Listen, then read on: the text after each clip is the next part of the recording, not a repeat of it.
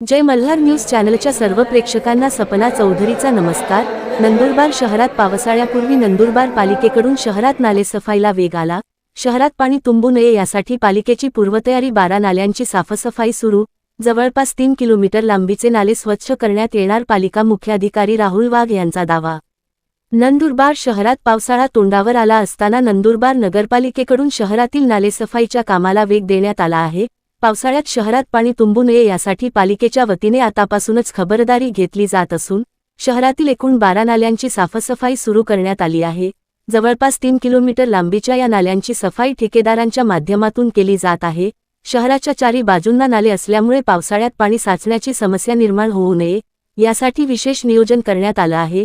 दरवर्षी 2 वेळा नालेसफाई केली जात असल्याचा दावा पालिका प्रशासनाकडून करण्यात आला असून यंदाही वेळेत काम पूर्ण करून नागरिकांना दिलासा देण्याचा प्रयत्न केला जात आहे। सपना चौधरी, जय मल्हार न्यूज, नंदुरबार।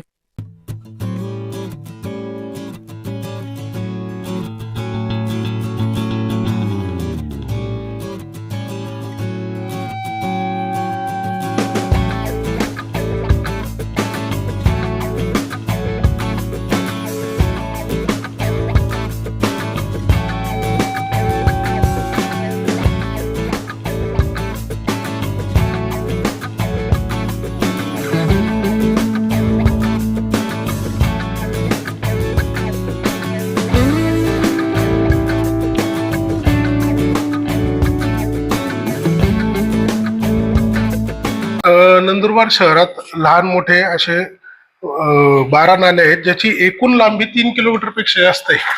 आणि ते नाल्यांचं दरवर्षी आपण पावसाळ्यापूर्व साफसफाई करतो आणि पहिल्या पावसानंतर पण आपण जो काही कचरा येतो तो साफ करतो। असं 2 वेळा आपण सफाई करत असतो।